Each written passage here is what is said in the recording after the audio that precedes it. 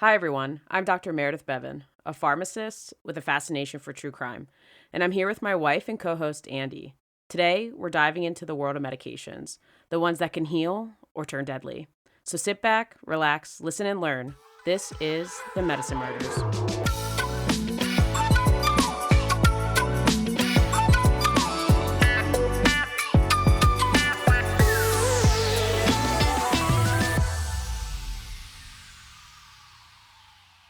Welcome to The Medicine Murders, the podcast where we explore how medicine, a force for healing, has been tragically and sometimes horrifyingly misused to harm. I'm your host, Dr. Meredith Bevan, here with my co-host and wife, Andy. Hey, y'all. And before we dive in, I want to thank you for the incredible response to our first episode. Your feedback and support have been amazing.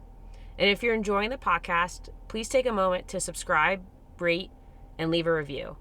It helps us reach more listeners who share our fascination with true crime and medical science. This episode is particularly meaningful because it's dedicated to Diabetes Awareness Month. We'll be exploring a groundbreaking case that intertwines medical knowledge, trust, and betrayal. It's the story of Kenneth Barlow, a nurse who turned insulin, a life-saving medication, into a weapon to murder his pregnant wife, Elizabeth Betty Barlow, in 1957. This case not only shocked the nation, but also forever changed the field of forensic toxicology, as it marked the first documented murder involving insulin. You ready, Andy? Yeah, super excited. Anything? I have diabetes, so It's a special episode for you. Yeah, we'll see if I know anything. Yeah, hopefully you can nail the pop quiz. Oh, gosh. I think you know everything. Yeah, so hopefully okay. The pop quiz will be easy for you this time. Okay. All right. Let's travel back in time to 1957, to the industry town of Bradford, England, where this chilling tale unfolds. Let me set the scene. It was the late 1950s, a period of resilience and recovery for England. Bradford, a northern industrial town, bustled with working-class families, rebuilding their lives after World War II. It was a community where trust ran deep, and respect for professionals like nurses and doctors was implicit. To most people, these roles symbolized care, reliability, and moral authority. Kenneth Barlow, a 38-year-old state-registered nurse, lived in this town with his wife, Betty, and his 10-year-old son from a previous marriage. Betty, age 32, was a homemaker described by friends and family as kind-hearted, cheerful, and excited about her future. She was 8 weeks pregnant, eagerly awaiting the arrival of their second child together. To outsiders, Kenneth and Betty appeared to have a happy, ordinary life. But those who knew Kenneth better recalled his darker side. He was unemployed at the time of the crime, and his demeanor often raised eyebrows. Kenneth had a habit of boasting about his medical expertise, even making chilling remarks about how easy it would be to kill someone using insulin, a substance he claimed as undetectable after death. On the evening of May 3rd, Kenneth reported a tragedy in his home. According to his account, Betty had gone to bed early after tea, complaining of fatigue. Later in the evening, she woke up feeling nauseous and vomited on their bed. Kenneth claimed they changed the linens together before Betty decided to take a bath to relax. He said he went to bed at around 9:45 p.m., leaving Betty in the bathroom. At 11:20 p.m., Kenneth said he woke up to find Betty still absent. When he entered the bedroom, he claimed he found her submerged in the bathtub. Kenneth stated that he tried to lift her out, but didn't have enough strength. Instead, he let the water drain from the tub and attempted artificial respiration by pressing on her abdomen. When these efforts failed, he ran to a neighbor's house to summon their family doctor, Dr. Joseph Reed. Dr. Reed arrived shortly after 2 a.m. and found Betty lying in the empty bathtub. Her head rested on a folded towel, her body eerily peaceful, as though she had been carefully arranged. Dr. Reed noted Kenneth's calm and methodical demeanor, which struck him as unusual for someone who had just experienced such a loss. With Betty's death, both unexpected and unexplained, Dr. Reed contacted the police, who in turn called forensic pathologist Dr. David Price to the scene. Dr. Price arrived in the early hours of May 4th. From the outset, he suspected foul play. Death from drowning in a bathtub is rare, especially for a healthy 32-year-old woman. Moreover, a small puddle of water was found in the crook of Betty's arm, suggesting that her body hadn't been moved roughly, contradicting Kenneth's story of struggling to lift her from the tub. The police searched the Barlow home for clues. In the bathroom, they found vomit-stained pillowcases in the sink. In the bedroom, a set of sweat-soaked pajamas was discarded. In the kitchen, they discovered used syringes, but no accompanying vials of medication.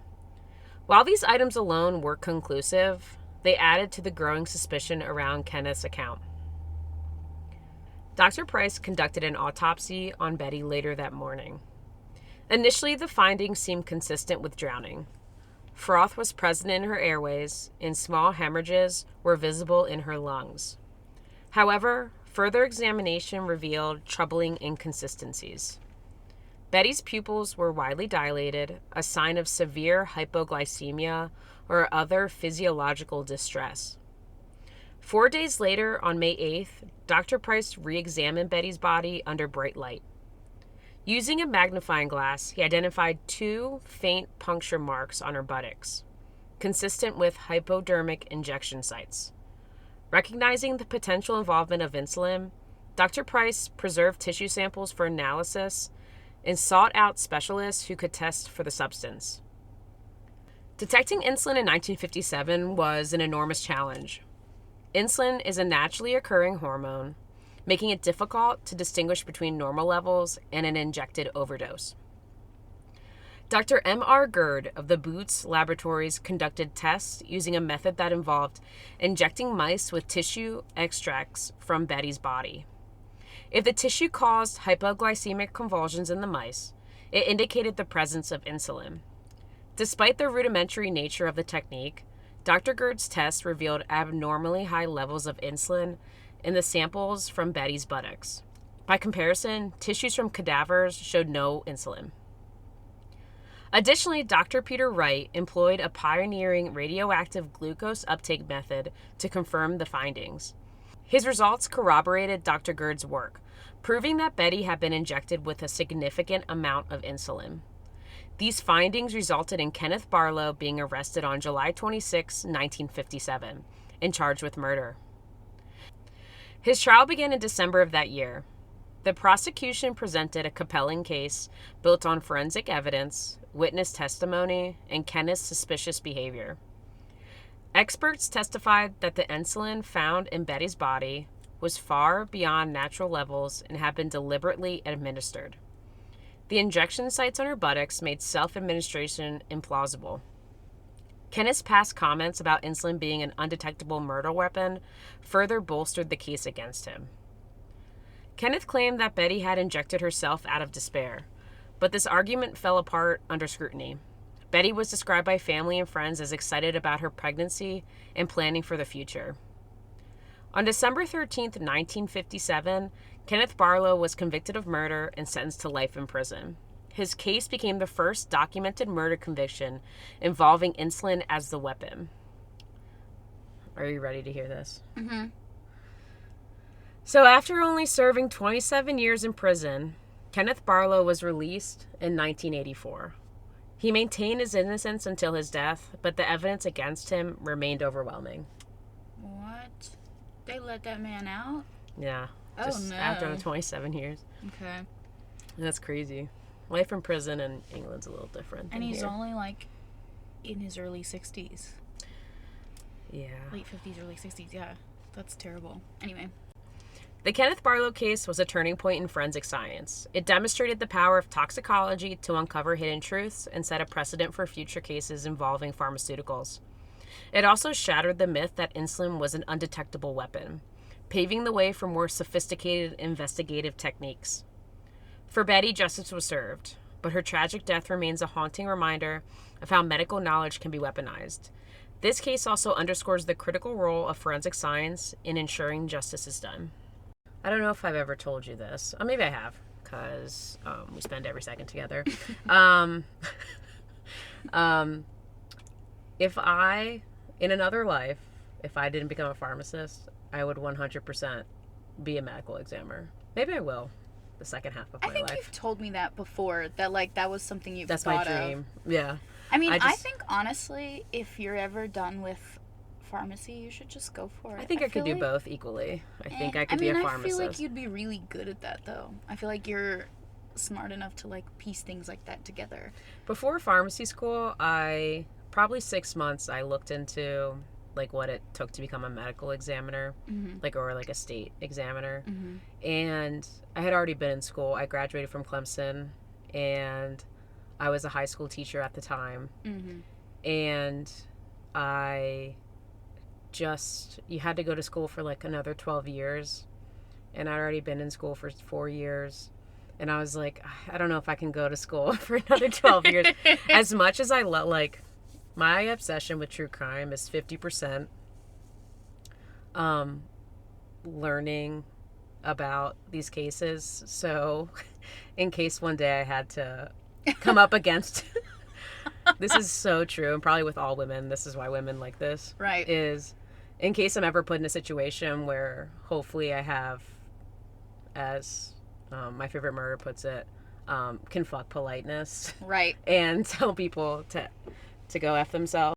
If I'm in like a seriously dangerous situation. I mean, I've done it.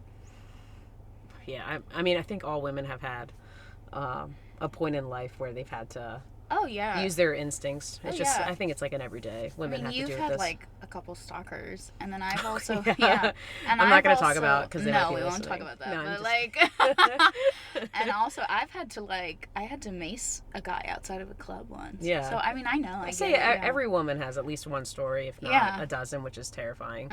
So 50% of my fascination with true crime is one that hopefully, if I ever am put in the situation, being obsessed with these stories will help me get out of the situation.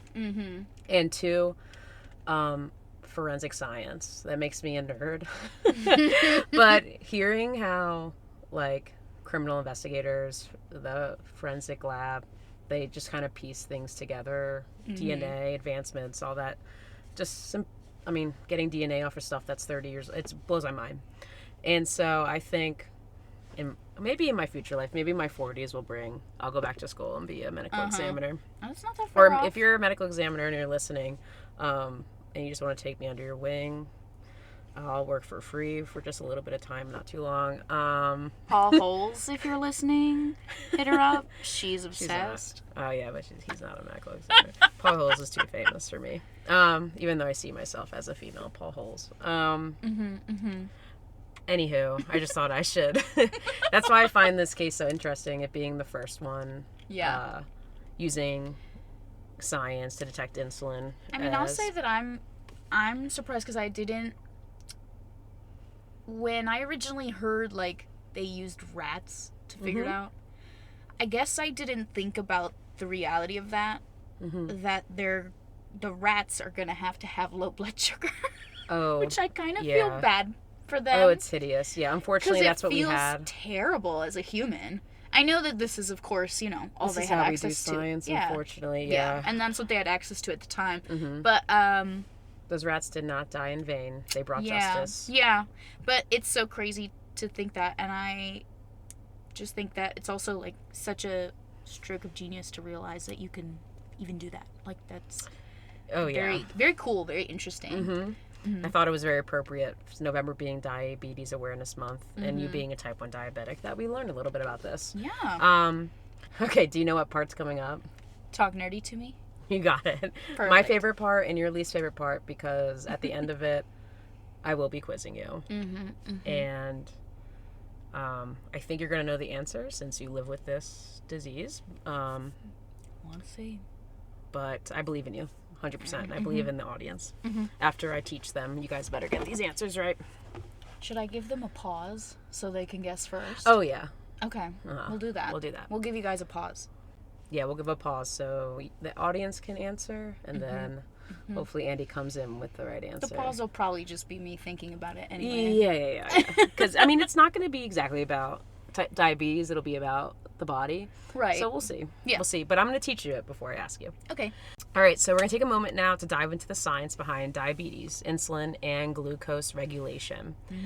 Understanding these concepts not only sheds light on today's case, but also highlights the incredible strides medicine has made in managing diabetes. So, what is diabetes? Diabetes is a chronic condition that affects how the body processes glucose, which is the primary source of energy for our cells. The problem lies in insulin, a hormone produced by the pancreas. And insulin's main job is to help glucose move from the bloodstream into cells, where it can be used for energy or stored later for use. Without enough insulin, or when the body doesn't respond properly to it, glucose builds up in the bloodstream instead of entering the cells. There are two main types of diabetes, type 1 and type 2. While they both involve issues with insulin, their causes and treatments are very different. Type 1 diabetes is an autoimmune disease where the body's immune system attacks the insulin-producing beta cells in the pancreas. As a result, the pancreas produces little or no insulin. This condition usually develops in childhood or adolescence, but can occur at any age. People with type 1 diabetes require insulin therapy for survival because their bodies can no longer produce the essential hormone. And type 2 diabetes, on the other hand, is primarily a lifestyle-related condition, although genetics also play a significant role. In this case, the body either doesn't produce enough insulin or becomes resistant to it, meaning the insulin it makes doesn't work as effectively. This form of diabetes develops gradually, often in adults, but is increasingly being seen in children due to rising rates of obesity and sedentary lifestyles. To understand how diabetes affects the body, let's talk about the role of insulin and glucose.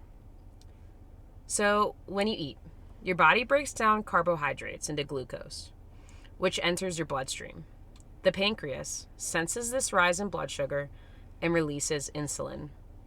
Insulin acts like a key, unlocking pathways that allow glucose to enter your cells. And once inside, glucose is either one of two things.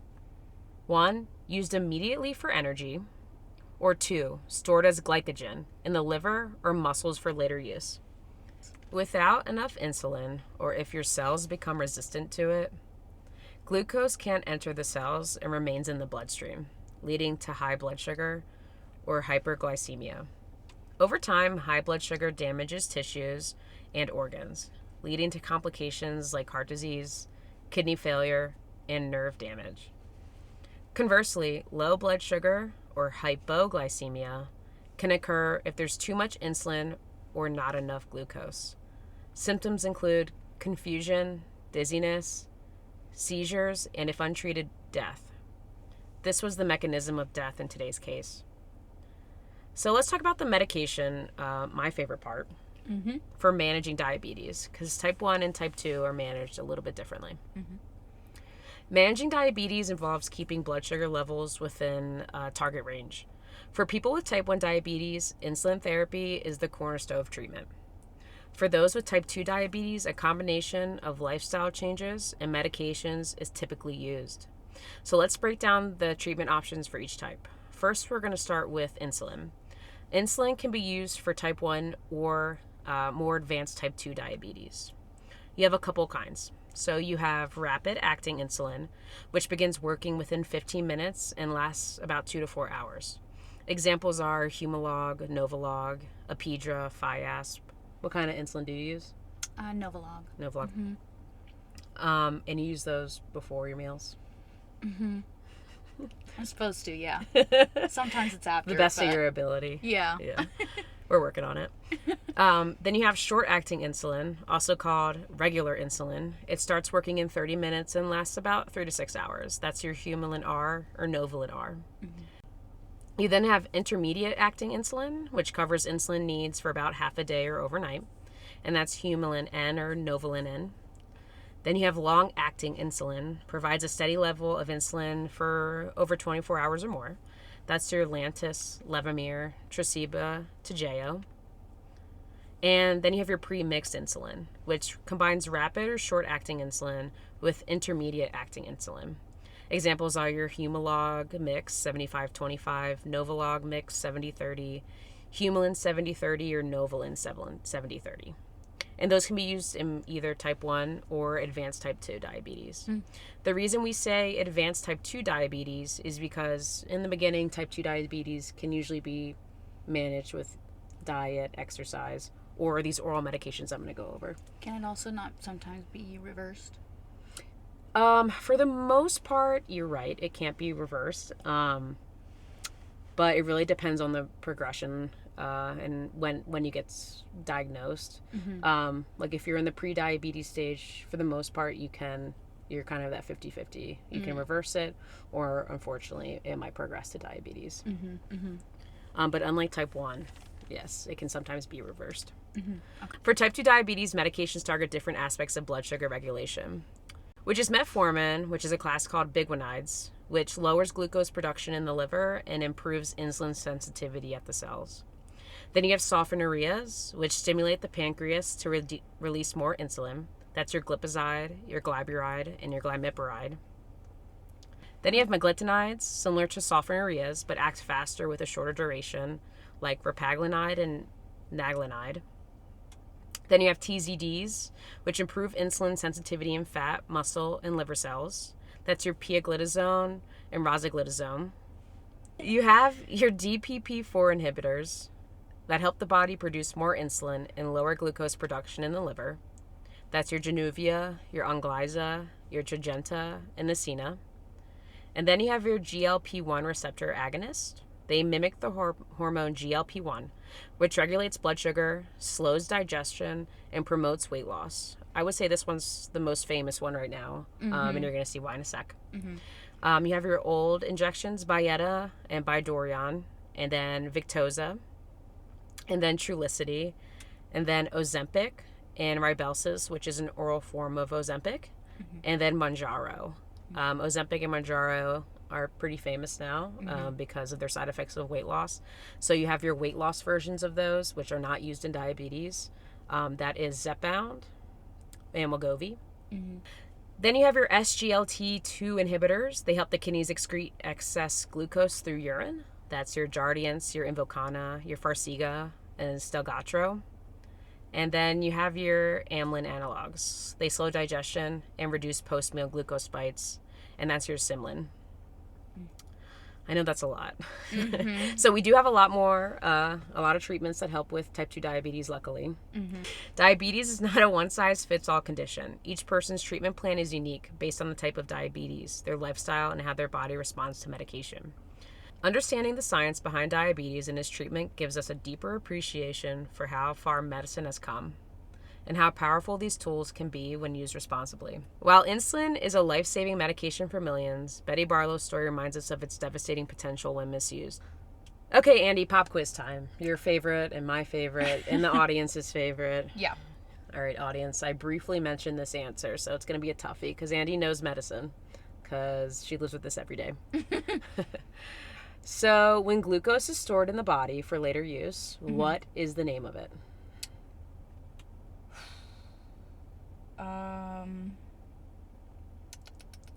It's not adipose. It's glycogen. Glycogen, you nailed it. Yep. Okay. So glucose stored is called glycogen, and when we need energy, and we hadn't just eaten, our body will break down glycogen in muscle, fat, tissue, the liver, and we'll use it for energy. So that's just a little pop quiz for today. Yeah. You learned something? Yeah. I mean, I knew kind of that bit. I know when you're, at least for me, but for most diabetics, especially type 1, when you're undiagnosed, you go through ketoacidosis, which is, I guess, when your body takes too much from your fat tissues instead of taking what's actually in your system to use for energy, right? Yeah, that's right. So why... So this is going to be another pop quiz. Oh, no. Why do you think that is? So why do you think your body has to break down stored glucose? Because there's no insulin to unlock the cells to get the glucose into the cells for energy. You got it. Yeah, you nailed it. I knew you would know the answers to this one. It's National Diabetes Awareness Month, and insulin should be a right for all diabetics. Oh, absolutely. Medication, it should be a right for everyone. Mm-hmm. And that wraps up this episode of Medicine Murders. This is episode 2. I love it. Yay. We are learning to podcast.